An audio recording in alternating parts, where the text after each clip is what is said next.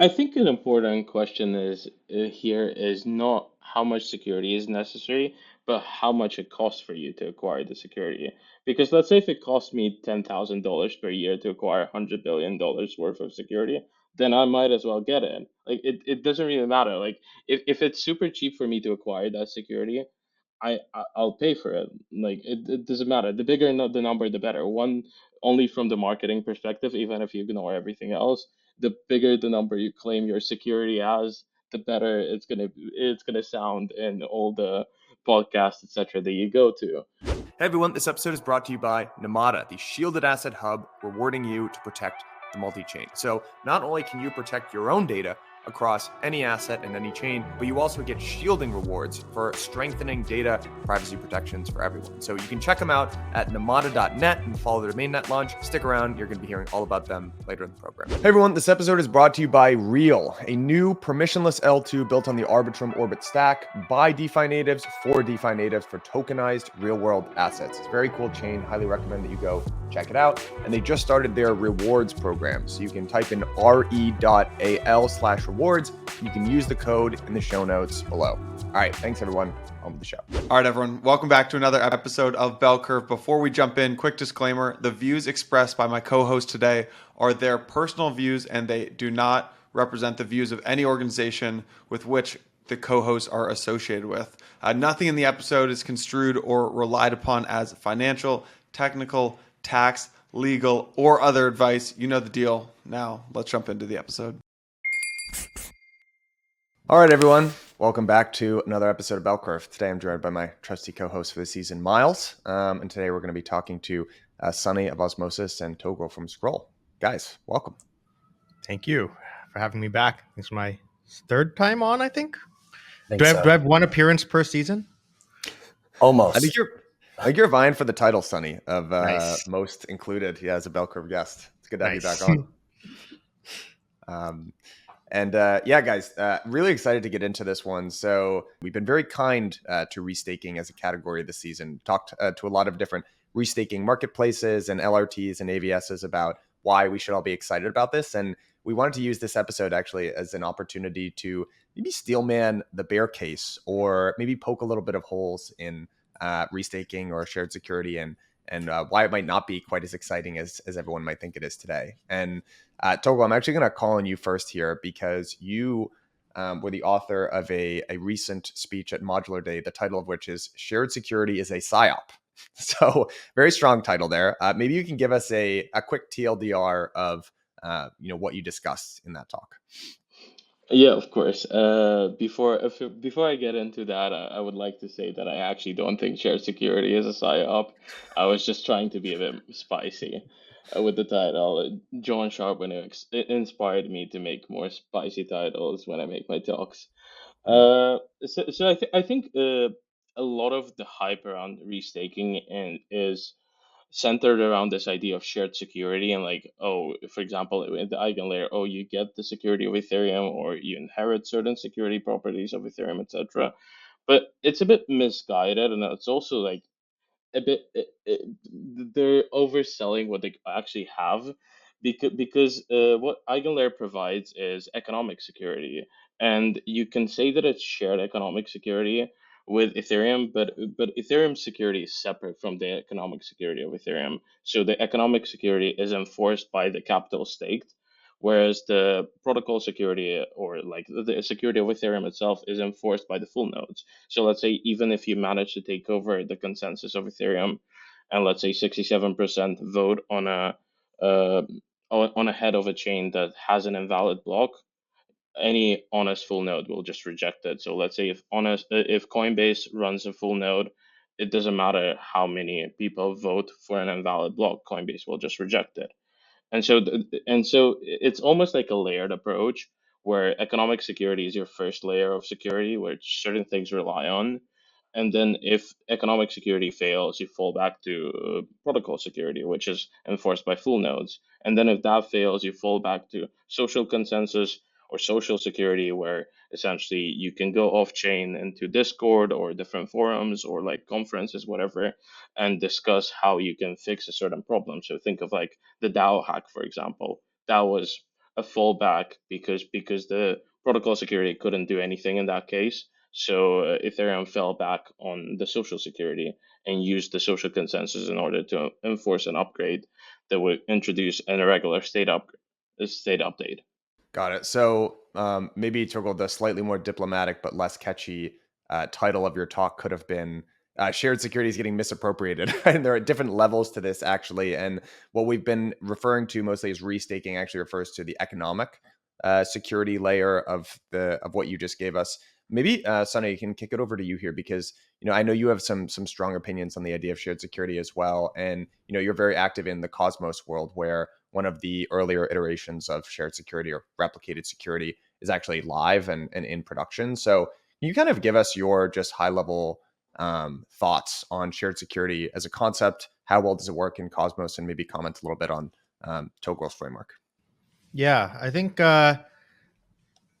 maybe I have a set of like hot takes on shared security, and I don't know, like maybe throughout the course of this, we'll figure out how to tie them into one cohesive like take.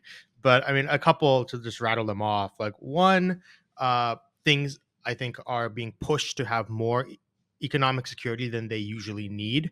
So I think like there's this the idea like, oh, everything needs to be like as secure as like base layer Ethereum, and I just think that's like not necessarily true, right? Like, you should figure out what is the cost of attack, or no, what's the benefit of an attack, right? Like, what can you steal, what gain can you make from an attack, and then target to have some economic security, a cost of attack that is higher than that benefit, right? And so I think there's many ways you can think of how to measure that, but like for, let's say, an app chain like Osmosis, like a very simple way to measure that is just look at the value of the bridged assets on Osmosis, right? And say, okay, hey, we have, $300 million of bridged assets on our chain. Let's target something that's like 25% more of that. We don't need billions of dollars of economic security as long as you have a way to scale up economic security as needed. So that's like maybe take number one. Take number two is, I think, a lot of the economic security, why people want more economic security right now is like all of this restaking and everything is less about economic security and more about political alignment signaling. And so that's probably like why people are like, oh, I want to use Eigenlayer. It's not they actually care about the ETH stake, they care about Ethereum alignment, or oh, I want to use Babylon, not because I care about the amount of economic security. I just care about like signaling Bitcoin alignment, right? So I think that's take number two. And then take number three, which is like, the farthest on the nihilistic spectrum, is just like, oh, all of this is kind of stupid. And like proof of stake itself is like fundamentally broken because you've basically gotten into a system where it's like almost all major chains are like being run by the same set of like, probably 15 to 20 like operators. And given a lot of these operators, the biggest thing is almost all of these operators are not actually having their own capital at stake, right? It's usually some sort of delegation, whether through like an LSD in which the people delegating that capital are barely even having any say into which validator, or through direct delegation where they have a little bit more say, but like at the point that it's like not really their capital, maybe the economic security is not actually what matters. And there's, we're kind of running more of a proof of reputation system anyways. And so maybe we should just accept that and like figure out how do we design a system that like a better proof of reputation system than like keep trying to focus on this like proof of stake that isn't actually working in practice, or is not, we're deceiving ourselves and thinking we're running proof of stake when we're not really. Yeah, I actually wanted to almost end this conversation on that, but let's dive into that. And maybe in addition to being very popular and having this be the bear case for shared security, you can have this be the bear case for vanilla proof of stake as well. And I think one of the almost assumptions of a lot of restaking today is built on the idea that these AVSs need to have a permissionless operator set. And I think it's probably worthwhile to just question whether or not that actually needs to be the case, right? Or something like a proof of authority type system could actually do the job much better. So, Miles, I'd also love to kick it over to you here because I know you and I have been chatting about this a good amount. Like, what are some of the issues that you see, like just at a high level with like vanilla proof of stake? And then maybe we can get into how applicable that should even be for something like realistically, a lot of these things are kind of like middleware, right? Yeah, totally. And I think like just to touch on that piece right now with permissioned versus non-permissioned operator sets. First of all, it's worth noting that all AVSs today, or at least it's all that I'm aware of, are all permissioned, right? In terms of their operator sets. These are like baby steps as we kind of go into production, but it's okay. There's like 200 operators that have onboarded to EigenLayer. Here's the 20 to 50 that you guys have probably heard of. They're running all these other systems. Go talk to them, right? And EigenLayer in that sense is nice because it's just kind of aggregating these operators in one place and making it easy for you to go get them.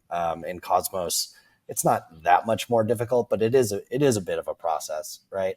Then they come on board and you have a different set of actors, stakers, right, delegating capital to them, to kind of represent the actual economic stake, right?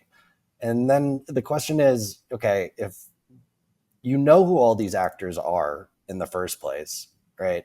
You can, if they do anything wrong, they probably have legal liability, right? It's like probably the strongest form of slashing is like they'll go to jail if they do anything wrong. Why are we bringing economic stake into this, right? Because it's not actually the economic stake that keeps them honest. It's the fact that all of their future cash flows are based off of their reputations, and that's or not going to jail is also because they're all doxxed, right? So why are we really doing this whole economic security on top of it? I think that's actually very legitimate to question. I think it's only really makes sense when you say no, this is just a baby step, right? We're going to make this operator set permissionless. Then you could have these anonymous operators coming into your set. You don't really know who they are, right? You can't track you probably could, but you don't want to create a system that relies on being able to send these people to jail, right? So then you want something actually, increasing the cost, right? Or increasing the friction of an attack because you don't know who these people are. We're not quite there yet, but that's where I would say like Cosmos chains are today, right? Anybody can actually enter those sets. So it's good to have some sort of economic stake backing them. But I think that is a big part of like why this point in time, you can really make a strong argument that a lot of the economic security here is overhyped. I have, my own issues with like delegated proof of stake, mainly around the fact that when something does go wrong, it's not the people that did something wrong that are getting punished, right? Or something like with DUIDX, right, where we can't actually have a programmatic way to slash for something like MEV, which is actually far more common and more of like a threat to UX and users than say a double signing or something like that, right? So like the lack of flexibility of what you can enforce and then who's getting punished at the end of the day. So yeah, that's a bit of a mini rant, but I don't know if you guys would push back on any of that or if you kind of are more or less aligned. I think there are a few things here. So I think going back to proof of stake, just vanilla proof of stake, my my problem is that, and I was part of that camp. I think like 4 or 5 years ago. I think if you go and look at my old tweets, you can still find me saying completely opposite things to what I'm saying right now. It was a bit naive to assume that people are just gonna home stake the majority of the people. So I think to a degree, the argument that all proof of stake systems at some point degrade to delegative proof of stake systems means that you should probably build a system that has delegation enshrined in it, because it's unrealistic to expect everyone to run validators at home and be like ensuring that everything runs smoothly, they don't have some bugs or anything, and like because like if you look at historically, most of the slashing events in Ethereum happened because people were running two validators for redundancy, and then they voted on different heads and they got slashed. And so yeah, so I think with that regard, I think it's better to just avoid building vanilla proof of stake. If you're building, just build delegation based proof of stake. And in terms of proof of authority and like the permissioned and permissionless sets, I think it depends on how you define permissionlessness and permission protocols. So certain people define a permission proof of stake protocol as the one where others use their tokens to elect the validators, and there's also permissioned where basically you get proposed a certain set of people who can run, and nobody else can register as a candidate. So I think if you have a permissionless way to register as a candidate, so anyone can register and say, I want to be a validator, delegate me some money, then I think economic security makes sense, because it your tokens almost act as like uh, that they replace your identity. It's like one token, one vote, essentially, and it's a popularity contest, and the way you select the most popular validators is through your token, and in that case. Sorry, and in that case, economic security makes sense. If the candidates are permissioned, then I don't see a reason why you need economic security. You might as well just have someone elect them for you and just trust them. And so yeah, and in terms of slashing, we had this conversation with Sunny after our panel at Modular Summit.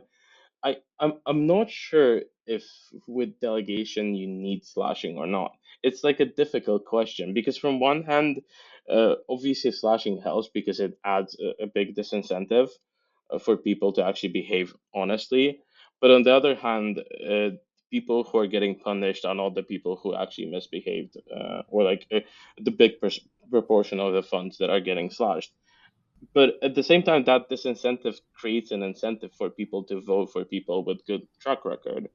And so it's a bit of a mixed bag. Do we want to incentivize people to just YOLO into any validator that offers the highest APY?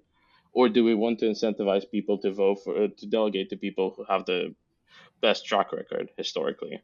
I guess that assumes some amount of due diligence and intelligence on the perspective on the part of the user, which, not to be cynical, is probably not a good thing to assume. And Yeah. I do think that part of the way that shared security or restaking is getting implemented today, what you're talking about there is principal agent problem, and is, if you had like a sliding scale of how serious that issue is, maybe there's none of that in proof of work, or proof of stake as it was imagined initially in the early days of Ethereum. But as soon as you add the ability to delegate, there's some amount of principal agent problem there. And then as soon as you add restaking on top of that, then it just compounds it, right? And however much financialization that we end up adding onto that process just makes that issue worse and worse, right? Yeah.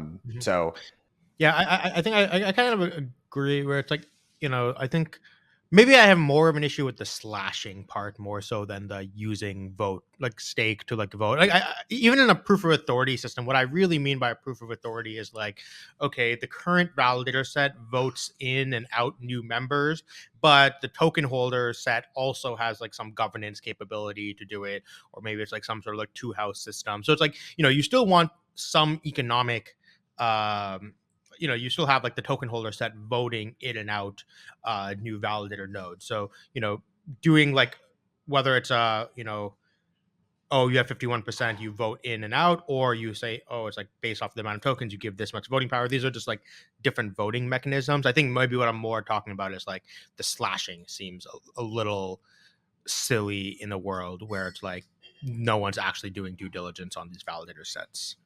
I think I said it on Twitter like a few months ago, and I got a lot of slack for it. My biggest problem with slashing is actually not that it doesn't add any additional security. I think it'll be silly to argue that there's no added benefits to slashing. It's the complexities that slashing creates. Like, think of Mhm. how many centralized interops we got on Ethereum because of slashing. like like LSTs could have been enshrined into the protocol, etc., etc. Certain things could have been made much cleaner if we didn't have slashing. hey everyone, this episode is brought to you by Namada, the shielded asset hub protecting the future of the multi-chain. Namada is a chain that's near and dear to my heart because In previous seasons of Bell Curve, we've talked about how the cardinal original sin of most blockchains is not thinking about privacy from the beginning, but also because if we want to onboard a whole bunch of applications, it doesn't work in a default transparency setting. So Namada not only brings about a better future that we all want, but it's going to help onboard a ton of new applications. So Namada introduces a novel shielding reward system. The way that it works is if you hold your assets in the shielded set, you help strengthen Namada's data protection guarantees and collect rewards in return. Namada will initially support IBC and Ethereum-based assets, but eventually the idea is for this to expand into a comprehensive hub for all assets. Really, really excited about what the folks over at Namada are doing. I highly recommend that you go and check them out at namada.net. You can follow their mainnet launch, which is soon TM. Very exciting. Tell them that I sent you. Click the link, bottom of the show notes. Hey everyone, this episode is brought to you by Re.al, RE.al. They're a new permissionless L2 built on Arbitrum Orbit for tokenized RWAs. So basically they've got this portfolio of real world assets that actually exist out there that generate yields. They import them on chain and find ways to reward their users very creatively. So one of the cool things about Re.al is that it's the first L2 where 100% of profits from transaction fees and fees from protocols deployed onto the chain accrue back to the L2 governance token. And currently, I mentioned this at the top of the episode, but they have a reward program going on for early users of the chain where 10% of the RWA tokens are being distributed, which is very cool. So you as a user can go over there and provide concentrated liquidity, trade, borrow, and leverage tokenized RWAs, including T-bills, real estate, and tokenized basis trades. So again, head over to re.al/rewards and you can use the code found in the show notes here. Tell them that I sent you. Thanks, Re.al, for making this possible. Can you say more about that, Toghrul? Why does slashing? Explain that relationship between the existence of slashing and not enshrining an LST? Because if you have an LST that is fungible in between every single validator, then if one validator gets slashed, everybody gets screwed. So and if you avoid that, then it's still a bit of an issue. Let's say if the validators offer different APYs, etc., then you still have to design it in a way that is clean. But assume that you don't have that problem and every validator on chain offers the same APY, then you don't really have a problem. You can just enshrine LST into the protocol and that's it. Right, and you could actually end up with potentially a stronger system in that sense by picking a methodology, right, to distribute stake and thus distribute voting power and block proposing power, right? The only thing blocking that right now is, I think, Toghrul, you hit it, is that if you socialize slashing across the entire set, it's going to be a large portion of that, of stakers that aren't happy, right? That some of their delegations are getting sent to validators they've never heard of, right? They would just much rather, they'll never get fired for choosing like Coinbase Cloud, right? On behalf of maybe their client, something like that, right? But if you kind of go that route, I guess, what is the point of, economic security then, right? In like an enshrined LST like sort of system, is it just to raise the cost of attack if there were to be something, so it's not nothing? It's not to raise the cost of attack. So I think Justin Drake had a good framing of it, where it's like there's the cost of attack, which is like how much you will lose, and then like I forgot what the word he used, like the barrier to attack, where it's like, okay, you have to get this much. Once you get this much, it's not going to cost you anything because you can do the attack for free. But it's like, so I think proof of stake system should have a way of staking that does not involve slashing, right? So that's way you can maximize the like barrier to attack, right? And then the actual slashing, I think, it's only worth doing it if like it's up to if it's the validator's actual stake that's being done, like put down. So like, in my opinion, like a better way to do stuff would probably be like, hey, every validator has to buy a like validator slot, right? By like putting down like stake, right? They say, oh, okay, here's 100, each validator has to put in 100K to buy one validator slot. But then like it's up to governance, has to like token holder governance can vote, okay, do we accept you becoming a validator? Because it's, if you think about it, there's not that much benefit to having like Coinbase run hundreds of validators. He's like, no, okay, you run one validator, okay, and then they have their own economic stake that's actually slashable. And I think there's actually ways of taking that economic stake and making it, even more. So this is like a little bit of a silly blog post I wrote like 4 or 5 years ago. I will preface it. I do not condone this, but I was thinking about like, okay, how do you magnify the like value, the slashing of validators based off of limited economic stake? Like, oh, you put down 100K, and it's like, sure, you can lose that 100K, it gets slashed, but what can you do something more? And I had this, I wrote this blog post of like, oh, you could take that 100K and open like an assassination marketplace against that validator. Okay, obviously that's a little ridiculous, but like I do think there's ways you can, instead of just immediately burning that economic stake of the validator, right, you can maybe somehow put that to use in some other way to like harm the validator to increase the actual like cost that they have of misbehavior. And maybe that's just social. Maybe that is like in practice more just like broadcasting to as many chains as you can that this is a bad operator. Exactly.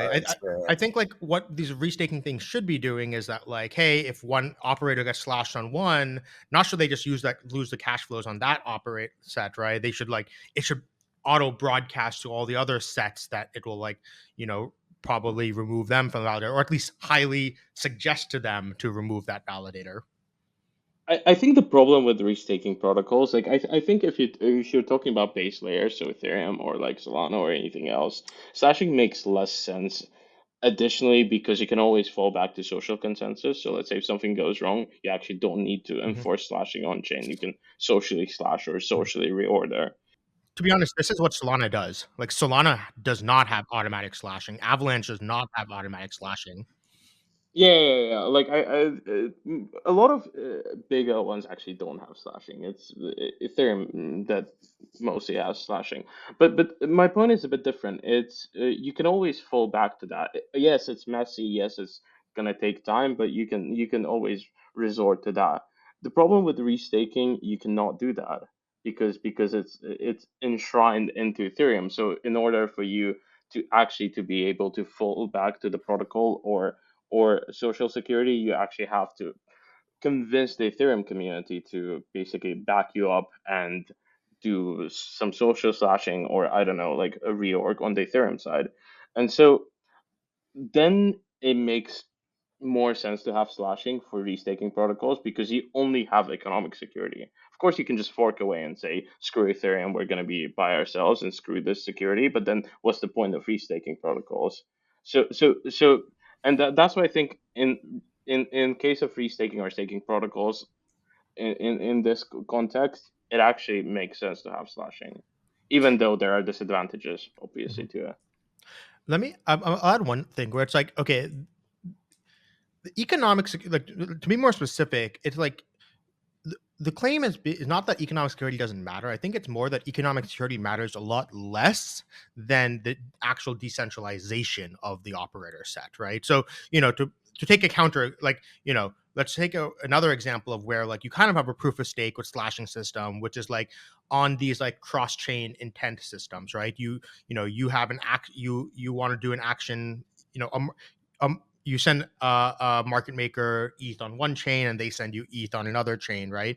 But like you want that market maker to have like economic stake bonded that is slashable because of two things. One, that market makers can often be anonymous, and two, it's a single person that's like has to do an action. And that's when it's a single person that's doing an action, their economic security actually matters a lot, right? But then when we're talking about consensus protocols, those are, the number of people that need to collude in order to like do something gets like should be higher, right? And like, this idea of like, oh, a conspiracy is harder to maintain like as it grows, right? Like, a conspiracy amongst like 2 or 3 people is easy, but like a conspiracy amongst 20 people is harder. A conspiracy among 100 people is even harder. And like basically to make a consensus level attack work in any like modern consensus protocol, you basically need like conspiracy of at least like a third of the validator set. And so like, and realistically, it's usually more than a third of the validator set.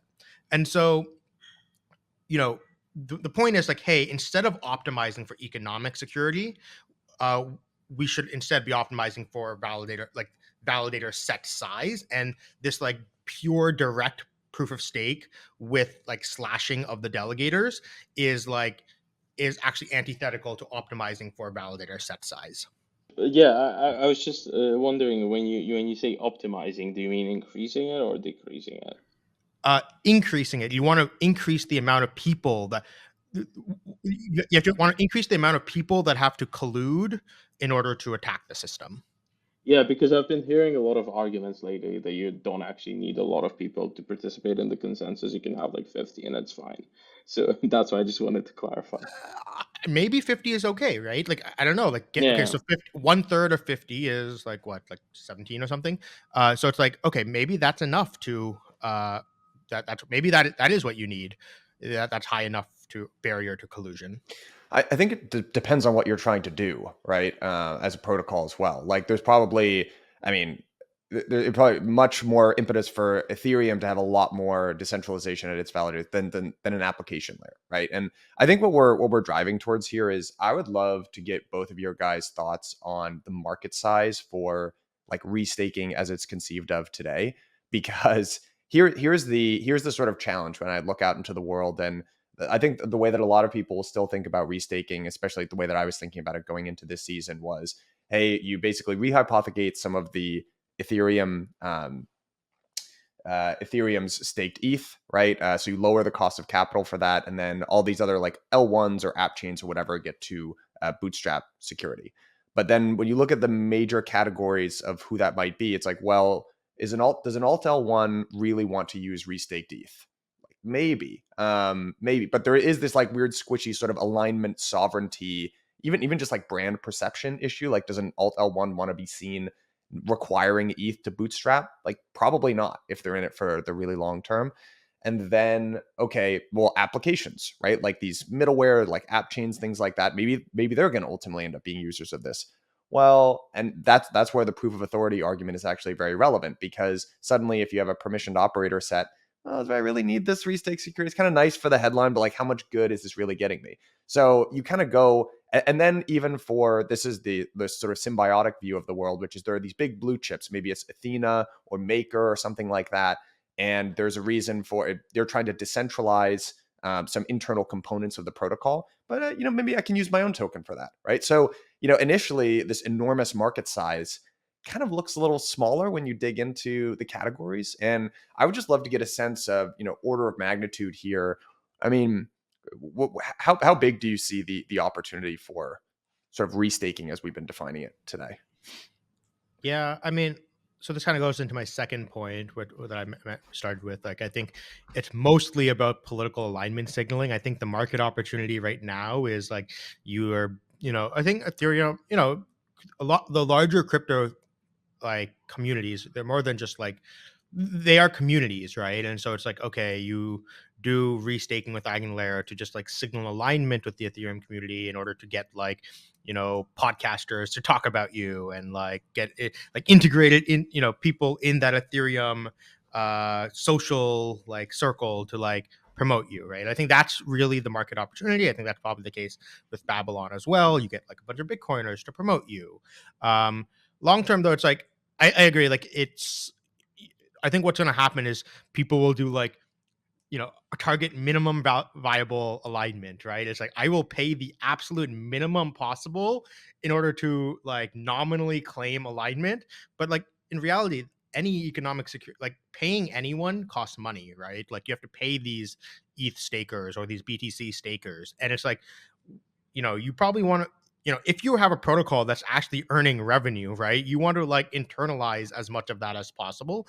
And so you'd probably just try to use your own token as your staking token and pay that as much as possible, right? So it's like, you'll be like, oh, okay, yeah, I'll give like 0.5% of my staking rewards to this thing just to claim alignment, but like really 99.5% of your staking rewards or revenue, right? Ideally, it should be revenue is going to your own stakeholder set. I think an important question is here is not how much security is necessary, but how much it costs for you to acquire the security.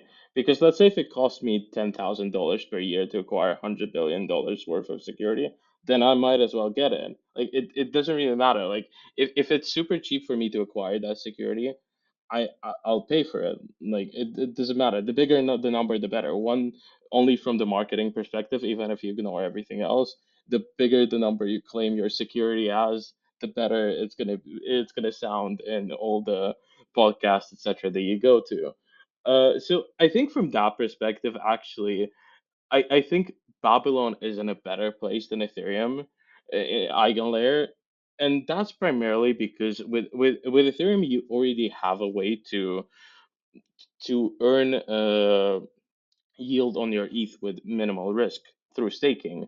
In Bitcoin, there's no way you can earn yield with minimal risk. And so Babylon introduces that opportunity where you can earn yield with minimal risk.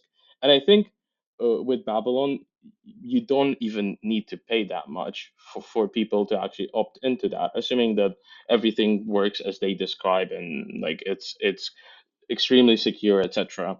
Whereas with Ethereum, if you're already earning like I think at the moment it's like 3.5% yield per year on staking, connecting to eigenlayer after all the all the points, etc. like stop being emitted, how much are you realistically going to earn? Probably not that much extra at additional risk. So I think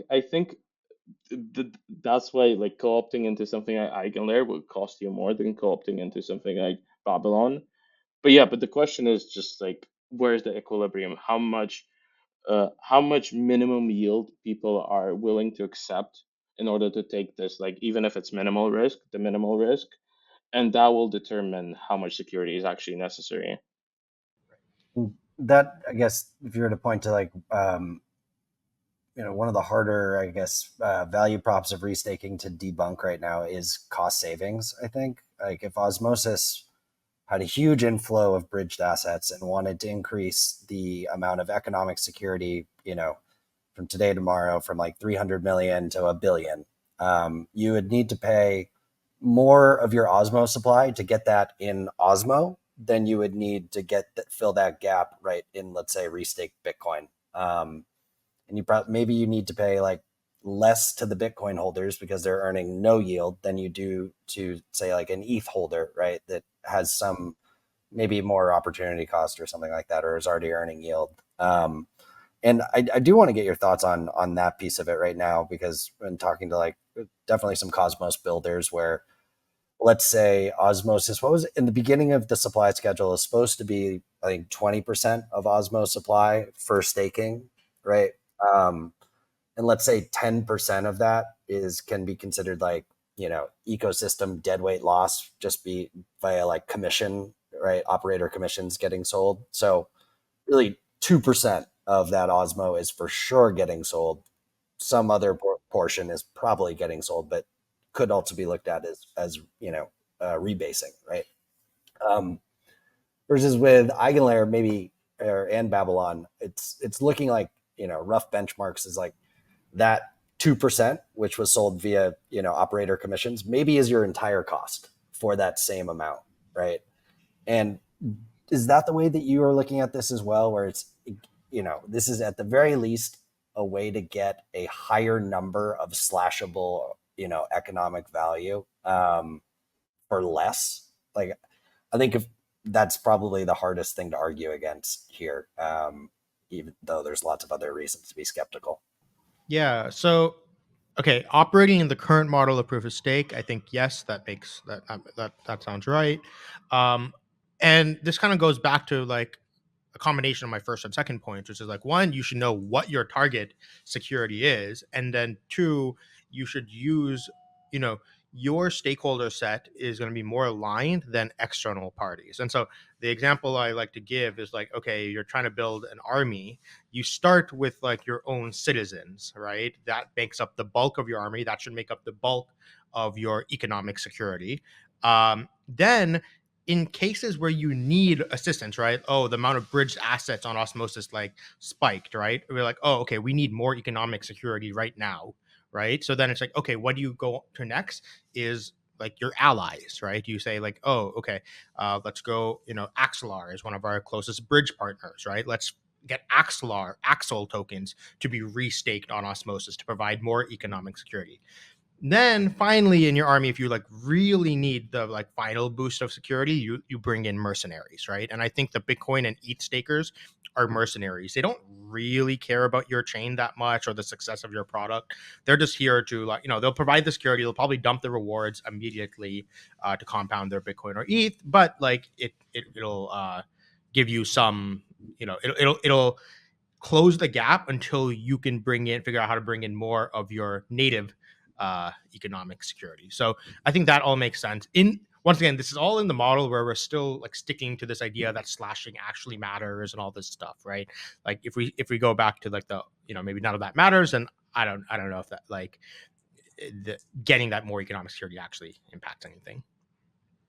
One argument I would say that I have against the model of like giving your native token to, let's say, Bitcoin stakers or ETH restakers is the fact that that only creates sell pressure. So it might be cheap initially. So let's say it's cheaper for you to do those emissions initially, but at some point, because it only creates sell pressure and there's no buy pressure there created, the cost of your native token is going to drop. So you'll need to increase the emissions. And at some point, you'll get to a point where the cost of paying to the external staking network is going to be more in percentage wise of the circulating supply versus what you would have had if you had native staking. So I think it's useful for bootstrapping the network, but I don't think for a lot of networks it's useful as a long-term tool.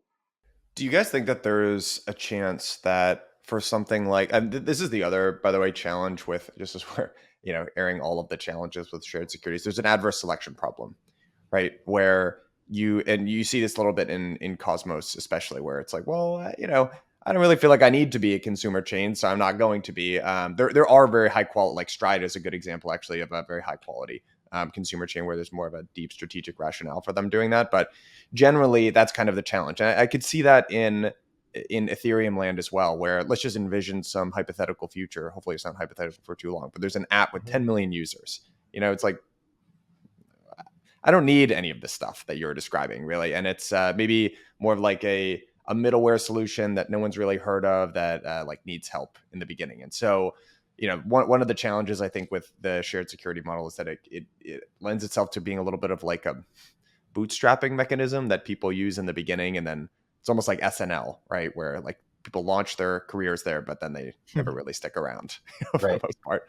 No, yeah. And what like actually keeps them on the marketplace long term? I think that's one of EigenLayer's like big questions and challenges that they're thinking a lot about right now. Like, where can you find some synergies, right? Or like, beyond just go to market and marketing. But it does like bring me to this question of, are there ways that restaking can actually improve the core product and the core value prop? And that to me is where like I think this insurance idea comes in, right? Or StakeSure, where if you are paying for something that, if anything goes wrong, is going to get actually redistributed to your users to make them full, maybe that actually is the more compelling long-term play here. And restaking today is just making us think for the first time actually really hard about how much security we need, right? And what we're getting from it. And then that leads us to the conclusion that we need less, but we need to do more with it, right? With what we have, which is actually,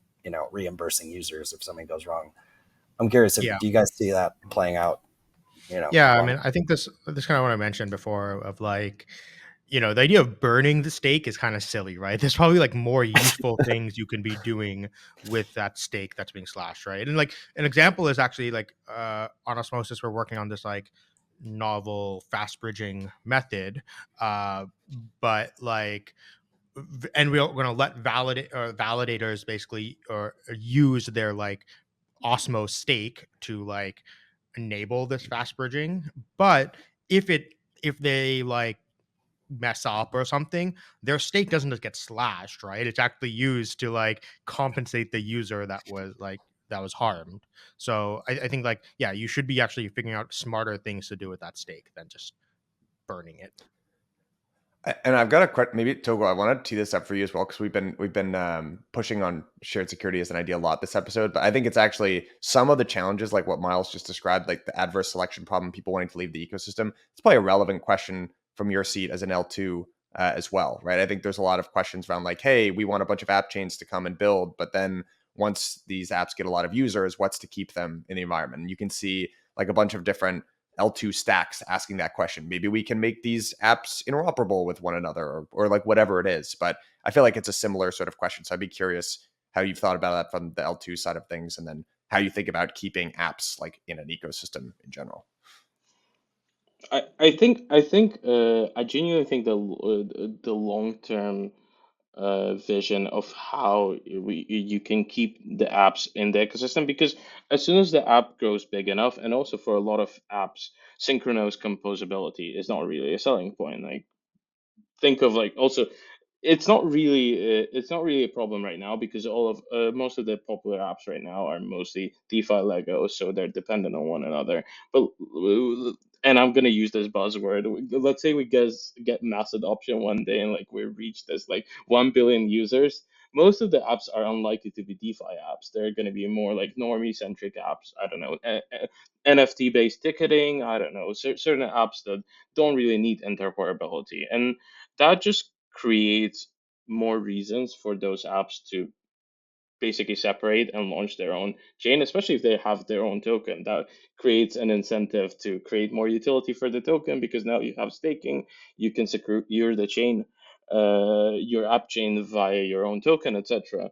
And I think the way to partially solve that problem is via, I called it modular block space, which basically allows you to separate block space uh, into chunks that each app controls, and then they can define their ordering rules. They can define their staking rules and order however they want, create a batch, and then add them into this bigger block.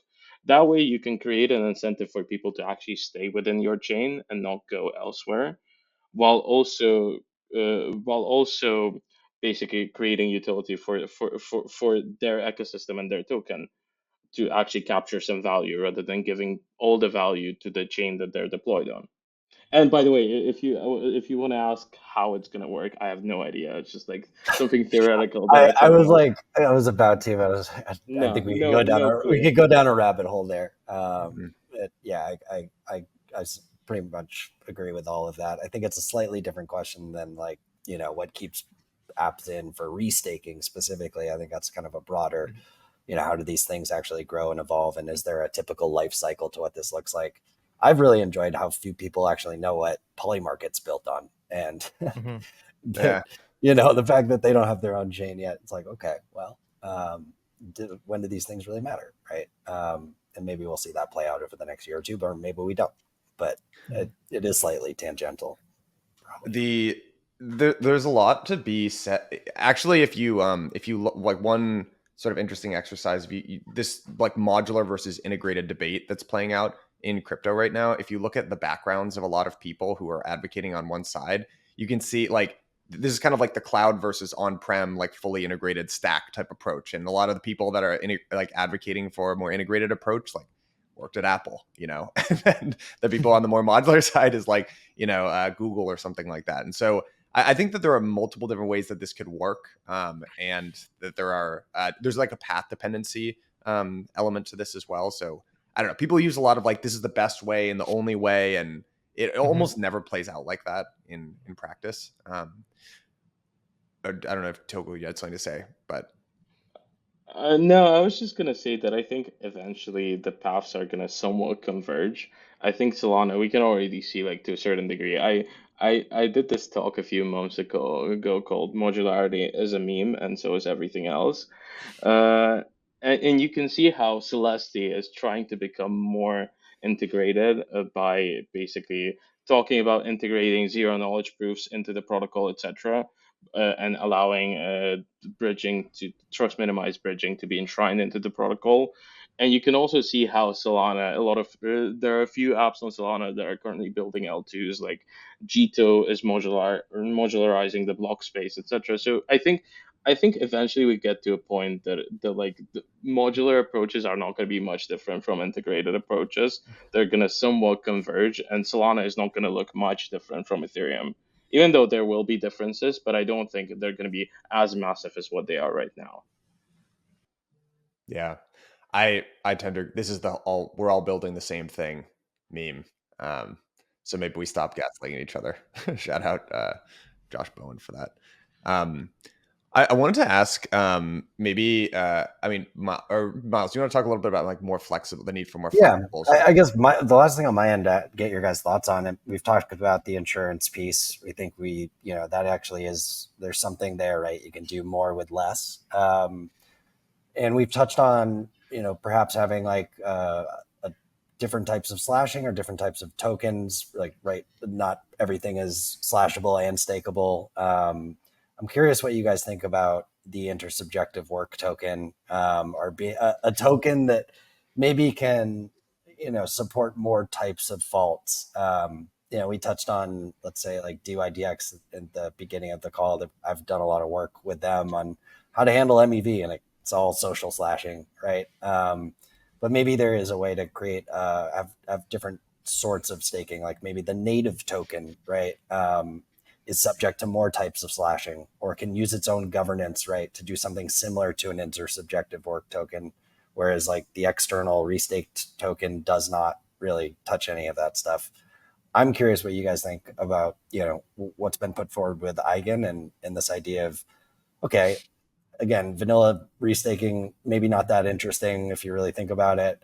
Being able to support more types of faults, including faults that are maybe impact users more often on a day-to-day, whether it be liveness or MEV or something like that. I'm curious what you guys think about it, if there's, a place for it longer term.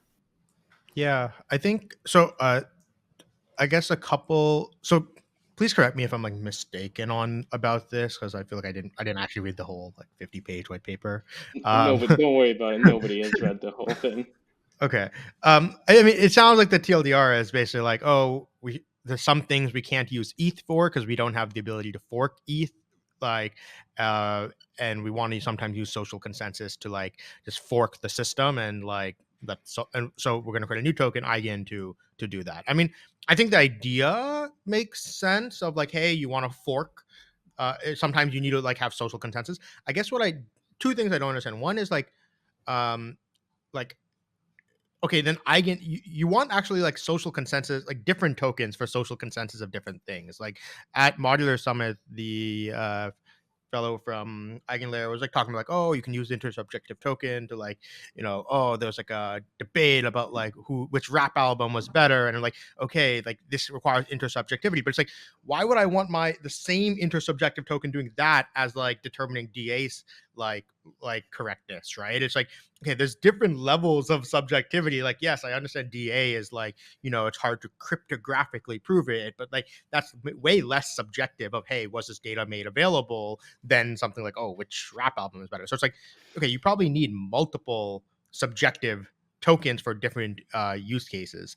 The other problem is that like, hey, this intersubjectivity works when there's no touch point to an external world, right? Like in a problem with like a prediction market system, right? If you're betting with the intersubjective token as well, that's fine because you can fork the world, and and one of them the token people are betting with like doesn't go like goes to zero as well.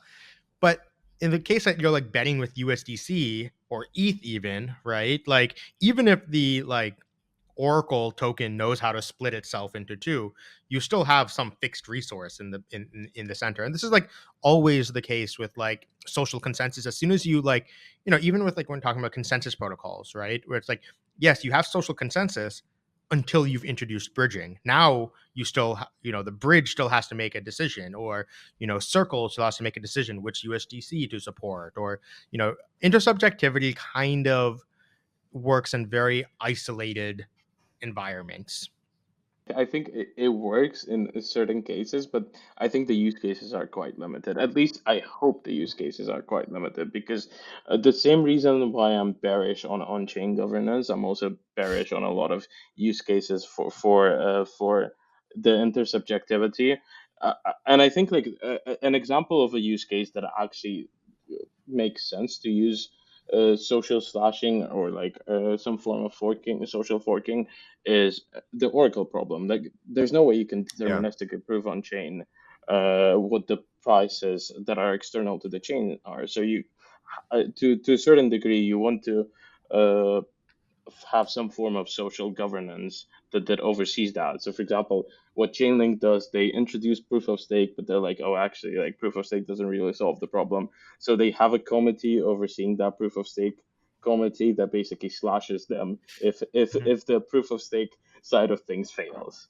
And same is true here. Like you can use eigenlayer is in similar scenarios. But my problem with a lot of the coin voting on chain that decides things is that, especially with slashing, etc., is that because it's subjective, it can affect a wide variety of users. So let's say if you have a general purpose chain, for example, and let's say only 20% of the total value on chain is your native token. The rest is like USDC, some meme coins, etc., etc. Those 20% of the of the value decides what the chain does. Is it a good model? I don't think so. I think it creates issues because then essentially those tokens are the second class citizens that have no say. Obviously, you can say that there's always social consensus on top of it. You can just fork off and say, screw you, we're gonna go our own way. But that's more easily said than done. And so you get this like two class system. You do, but do you think also that something like, honestly, one of the reasons why I have challenges with just on-chain governance is that it's actually just one-to-one token voting and it's a pure democracy, and that like just doesn't work at any scale, really. And so it seems like we either, like, even just the way that we deal with faults in a restaking context is on the spectrum here of non-subject, like a double sign or something like that. All right, that we can slash, and then Yeah, it goes all the way over to just like, okay, everyone just kind of take a vote on it.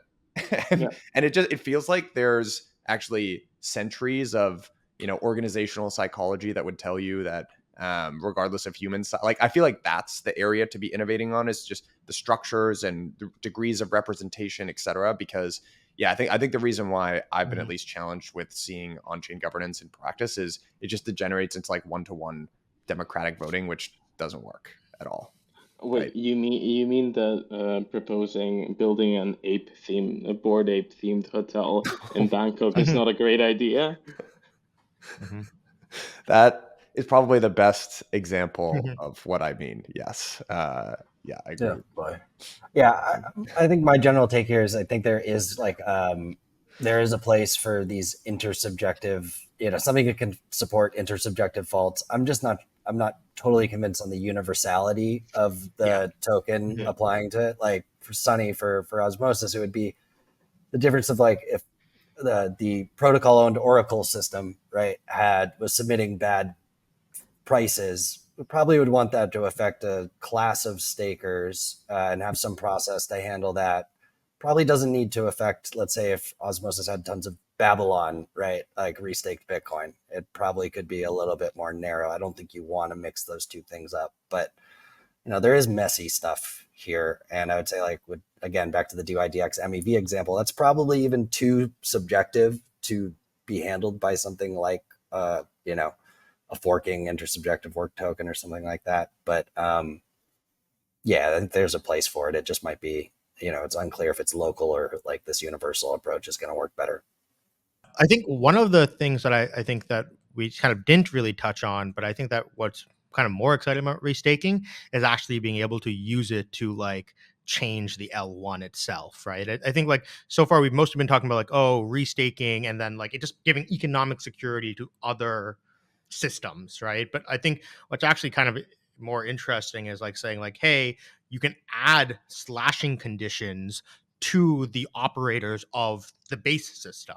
And I think that's actually where like restaking is, that was actually the original use case of restaking that I had heard. And like, I think that's a little bit more interesting because, you can put like in the DYDX case, right? Like if you can figure out how to add like certain like slashability to like MEV things, right? Or even if it's just like, hey, you can slash them via governance, right? That's still, I guess you could say, a type of Right. restaking.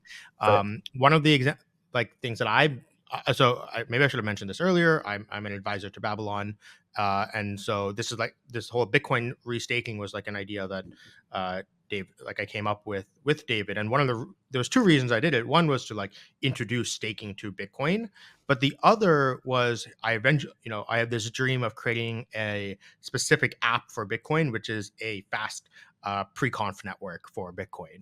So like, one of the things that like I'm a little bit of a Bitcoin maxi, but like it annoys me that Bitcoin block times are 10 minutes, and I'd like to create a system that you can, Bitcoin's miners, eventually hopefully stakers, but miners at least can stake and like give themselves more slashing conditions of saying like, hey, if they've accepted a transaction, they'll get slashed if they don't do it. You can do similar stuff on Ethereum. I think that's actually where restaking is cool, where you can add slashing conditions to the L1, get more guarantees from yeah. the operator set than the L1 itself is willing to ask. Right. And vote extensions in Cosmos are kind of like a mandatory version of adding, new jobs. Yes. Okay, so you think the like opt-in version of vote extensions that we're Oh, seeing? that's interesting. I've never actually thought about that. We could actually just create like, right now the vote extensions are very like structured data where it's mandatory for everything. But like, we could just put an arbitrary data field and then like allow that to be opt-in. Like actually this is kind of what in Bitcoin BIP signaling, like, it's an optional thing. Miners can choose to use like the BIP signaling to like when to activate soft forks, or this is basically like drive chains is this idea for Bitcoin of like, hey, you build this like opt-in, like miners can choose to be an operator of this bridge. So yeah, I think that'd be cool to like create a version of vote extensions that's like more optional and based off of restaking. Uh, I think such an idea, so restaking to enhance the protocol itself, is more useful in something like Bitcoin because the community there is averse to changes, and basically you basically have to think of a way of creative ways of how to extend the protocol in order to add more features without actually changing the core protocol. With something like Ethereum, I'm not really sure that it makes sense. I remember there were discussions at some point that we can use EigenLayer to remove the centralized relays and MEV boost. But why not just enshrine it into the protocol at that point? If it's a core part of the protocol, and almost I think 92% of the validators use MEV boosts at this point, it's almost a core part of the protocol. You might as well just enshrine a version that doesn't need centralized relays. I mean, mostly because I think Ethereum Core has been like slower and resistant to adding new like Yeah. protocol upgrade. And basically, it's like the restaking model for this is saying, hey, let the market like choose what they think is like important protocol upgrades rather than like Ethereum Core dev. Yeah, it's like a canary network for like potential, like Yeah. EIP upgrades. I think like L2 pre-confs are another one that we're seeing Mhm. as like an early potential use Mhm. case. But and then Or there's another one which is on Solana, which is like by the Picasso team, where they're basically having validators like, Solana doesn't have like client proofs in the same like Merkle trees. They're basically having a side chain to Solana run by the Solana validators that is creating like yeah, Merkleized proofs. and I think that's an interesting one. I mean, selling future block space, right? Could be one where Yeah. it sounds like a feature you want to add, and then we see what happens if you can buy like 5 blocks in a row, and then maybe we decide that's a really bad thing to enshrine, right? Mhm. It's but yeah, I think that will be slower to like you need a lot of proposers to actually make these things useful, but super interested to see what happens there. That's actually kind of an interesting challenge as well. If you move to less of a top-down sort of system led by devs and more of a market-based system, then let's say you create block space features, you open up the world of multi-block MEV, and you say, hey, okay, guys, we're not going to enshrine this, but at that point, who cares? Because it's already being done out of protocol and it exists. Although now just saying that out loud, I'm not even sure what you could do to stop that anyway. So the joys of being permissionless. Guys, you've been super generous with your time here. I appreciate you coming on. And just as the caveat, I think we appreciate the folks in the shared security community being good sports about this. I think everyone on this call is actually very excited about what this is going to open up as a design space. We just want to have a more pragmatic and maybe like poke at some of these ideas that we've been talking about all season. But Sunny and Toghrul, folks, obviously Sunny, you're basically an all-star of Bell Curve at this point, and Toghrul, it's great to have you on. But if folks want to find out more about you guys or the protocols that you're working on or follow you or whatever, what is the best way to do that? You can follow me on X at SunnyA97. Yeah, you can also follow me on Twitter. I'm not sure if I want to spell the handle. It's quite long, but yeah, if you type in Toghrul Scroll, you'll find me on there. We'll link it in the show notes. For folks that want to follow Toghrul. Awesome, guys. Appreciate you a lot. Thanks for coming on. This was a ton of fun. Hope to do it again soon. Thanks for having me. Thanks, guys. Miles, that was a fun one, man. I love that conversation. I think this was supposed to be, I don't know if you want to call it the bear case for restaking. I just think it was like the intellectually honest conversation about where we are in restaking today and, where we think it's going. As well as it kind of turned into a conversation on like broader delegated proof of stake systems, which I think is like a big part of, I think the impact that restaking has had already is making people think a lot harder about this stuff for maybe like the first time. Something as just as fundamental as how much security do I need and how much should I pay for it? Like, what am I actually getting? Right. It's making people, I think twice a little bit about some of the properties of delegated proof of stake, how we can improve it, the fact that we can probably get more with less if we really can't put some effort into coming up with better ways to do this. But yeah, so there's so much there. So wherever you want to start. Let's start with the discussion around proof of authority. I found this very interesting. And maybe to tee you up on this, I feel like there's this repeated pattern in crypto where, there's a big breakthrough, be it the initial proof of work, Bitcoin setup, or proof of stake or whatever.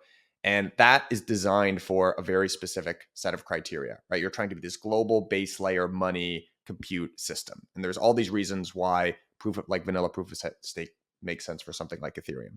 But then we move one layer up the stack and we start to build things like either L2s or apps. And immediately what we do is we carbon copy what happened on, the main chain.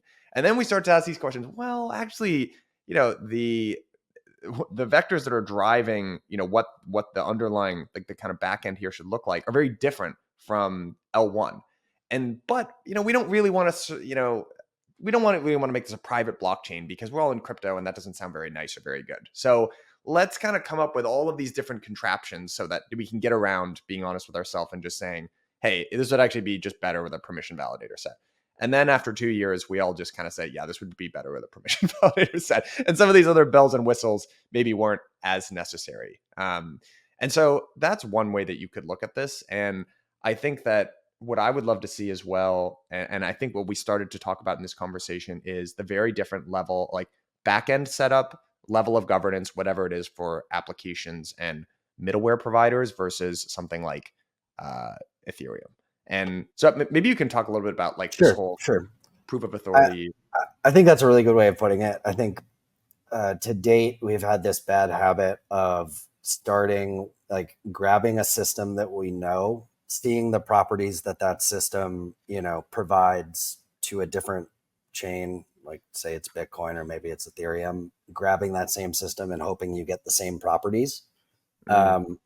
When I think you should be doing it the other way around, right? Start with the properties that you want out of a system, then think about what your product actually is and what the operator set does, right? What it should look like to be the best version of your product while retaining, and then how do you get those like properties of, let's say, trust minimization, censorship resistance, or how about like no, taken to the extreme of stake share, like no honest user should be harmed, right? How do you then back into a system where, users can be reimbursed if something goes super wrong? And I think what we've seen is, we started with Ethereum, said, okay, this thing, proof of stake, like should work well on paper since people are running machines and putting up their own capital. Then we see, just especially with, we'd be lucky to have one system that is important and big enough where people are actually willing to put up their own capital and run their own hardware, right? But most of the time it just evolves into finding workarounds to do something that is more realistic, right? With delegation. So, okay, now we have like delegation built into these systems. Maybe I'm an app chain, maybe I'm an Oracle or a bridge or something like that. Do I need as much, economic security, or do I need to make should I have the same security system as, say, Solana, right? A delegated proof of stake system. It's a huge base layer. Or, does my bridge operate way better when there's actually fewer operators in there, right? And I think people are realizing, oh, actually, no, this product works really, really well if there's actually less operators in it, right? As long as we can get those same properties where we feel like it is secure, right? Or that there is a way to reimburse users for any sort of issues. I think, especially in the early days of any project that's not trying to become like the next base layer money of the internet or something like that, it's just building some sort of system that works better with its own consensus or its own operator set. You probably start to land on POA, or proof of governance, as the starting point. That's, for most of these systems, right? And in that sense, the economic stake that they're pairing with this proof of authority system is probably more for GTM purposes than it is actually for functionality with the product. I mean, it does help to say, yeah, we have $1 billion of economic security, but is that what's making your operators actually, stay honest, or is it their reputations, right? And the fact that if they, screw up your protocol or do something malicious, they're going to lose all their other business. So yeah, I think that's probably, if we were to poke one thing, at the current state of restaking, or at least if I poke at the current state of restaking, find one thing to poke at, would be, hey, these are all gated, operator sets that, are basically have their reputations at stake because they're not putting up their own capital. Those reputations are super valuable. Why do we need the, some third party delegators capital to be it does increase the downside risk to those reputations. If they screw up, some random folks just get slashed, and that makes everybody hate those operators even more, right? But it's marginal. I think, until these systems start evolving. Yeah, go for it. I've got thoughts here on, so I think one, again, just in the the only issue with saying, hey, this is all relying on people's reputation anyway, so we might as well just sort of formally, explicitly state that that's what it's relying on, is there's a pretty long demonstrated history of business operators and financial institutions that are actually willing to, willing or extremely negligent about their personal reputations Sure. at the expense of pretty short-term decision making or profits. So I do think probably maybe one way of framing this would be, in the beginning, when these startups are all very small and the economic security isn't really getting you that much anyway, maybe it makes sense to have more of these POA type systems. But maybe once something either gets big enough, or I think the other thing as well, which will eventually complicate this, is once it becomes multinational or global, then it makes more sense to have something like economic security and restaking. Because one of the things that at least I've been thinking about quite a bit is the context of how much should we be building these systems to be 100% insular, cryptographically secure versus relying on legal jurisdictions. Because let's just be real, these boxes and these operators have to exist somewhere. And one of the nice things about the US is, for the most part, it's a very high functioning, protects property rights, good judicial, legal system, etc. But the reason I would say that you can't rely on the US legal system for an L1 is it's supposed to be global. And so you do need more sort of cryptographic assurance is there. So I Yeah, think there's an element of how mature, these I agree. networks are. But there's like some non-obvious trade-offs there. Right? It's like, okay, you go with delegated proof of stake because you do think like, having some economic stake, especially as you grow, is going to become more and more important. Well, what could happen is, let's say you use, that economic stake, you connect that to like voting power or how much work, these operators do. So like the more stake you have, the more weight you have in the system, or the more work you do in the system. Everybody chooses the top 10 validators that they know and love, right? Now you have 10 operators that are like you're relying on way more than you would, let's say, if you had no stake and you had some sort of like basically the equivalent of what like an LST does, right? Where they distribute work very evenly across the whole set, right? And you just have governance kind of update that methodology or system every so often to make sure you're getting the properties that you want, right? As soon as you bring in stake, then it's a question of, okay, how does stake actually influence like the quorum design, or like, other parts of the protocol? And you're kind of giving that, you're offloading that choice, right, to stakers who will choose names and that they know and, trust, right? So there's some like non-obvious stuff here where it's like, oh, well, in this sense, proof of authority actually would get you those properties, maybe even better than, delegated proof of stake, if everybody just chooses 5 operators to stake to, and that's, represents the majority of the work and trust in the system. Again, like look at DYDX, it's very, very top heavy. If they had some sort of system that was not based off of, voting power with tokens, driving like actually like who's proposing blocks, maybe you end up with a more diversified set of operators that are, or more distributed work across that set of operators. That brings its own trade-offs though. And to your point, when there's literally nothing at stake, we haven't really seen that, an approach like that taken to the extreme. Yeah, it's such a good point, and I mean, even we talked about this a little bit, but there's really no such thing actually as truly permissionless. It's everything is permissioned in a sense, and you could think about that as being the mechanism of enforcing who gets to participate is either a monetary one, which is how it works in Ethereum today. You have to have 32 ETH to be a validator, or one which is explicitly up to governance. Yep. And I see pros and cons with each one of these approaches, because you're absolutely right. DPoS, you end up with a very top-heavy validator set, which might not actually even be who the best validators are.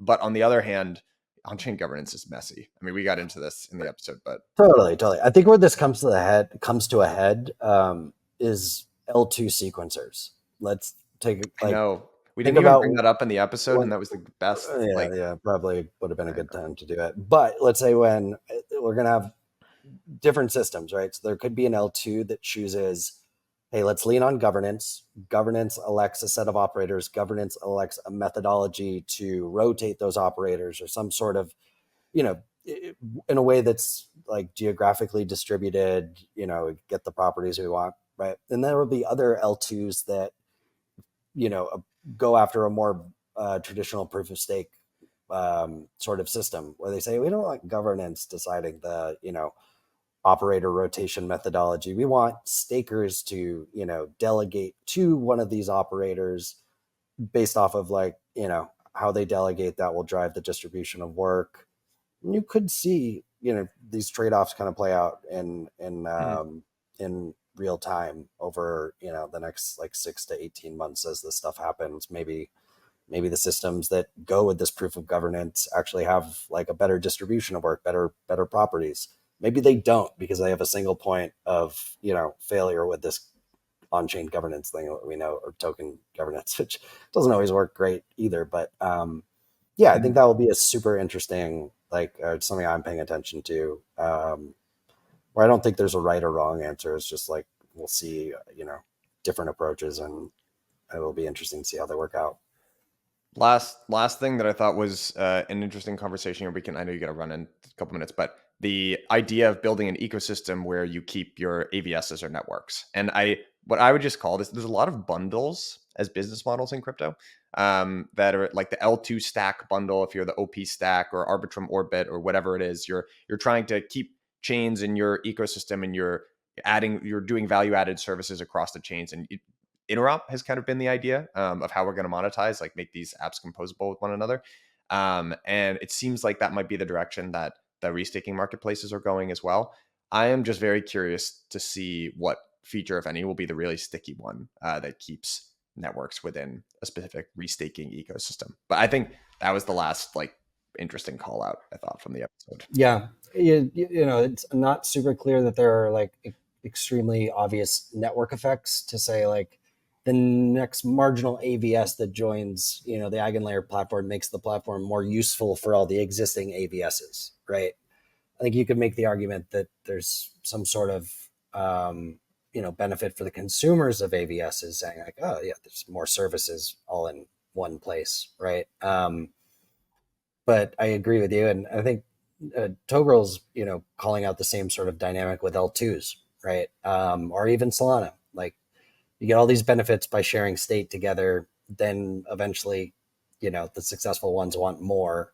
How do you create a system that, you know, lets them have that level of like control, value capture, feel like they're kind of controlling their own destiny, but still providing, you know, a reason to stay long term, not go like full L1 on your own, right? The super chain is one approach. You know, I think what he said is basically have like all these sequencers basically creating, you know, their own mini blocks and then having all that batched into one big block. I think, you know, we'll tease a little bit today. That's a little bit similar to something I started working on a few weeks ago in a new project that we'll exactly tease later this summer. But I think that's where things are going, right? You want to have a base layer that continues to be complementary, but allows these, you know, allows the ecosystem projects, you know, to kind of graduate without leaving the actual platform itself, right? Yeah. All right, Miles, I know we both got to run here, but this was really fun, dude. We've got one more episode this season. It's a project that we have alluded to, and there have been many rumors about. We won't blow up their spot, but many of you can probably guess who we're going to be talking to for this last episode. So really excited. Yeah. It's going to be a blast. It's going to be a Awesome. blast. All right, partner. I will See you, man. see you. Bye. Hey, everyone. Hope you all enjoyed today's episode. Want to give a final shout out to Namada. Again, a team that is near and dear to my heart. They are building the Shielded Asset Hub, which is protecting the future multi-chain. Talked a little bit about how that works in the mid-roll, but for now, what I would highly recommend that you do is go check them out. They're in their mainnet launch phase. You can follow along with everything at namada.net. You can start rewarding yourself by shielding your actions and strengthening data privacy for all across the multi-chain. So thanks again, Namada, for all the great work that you're doing.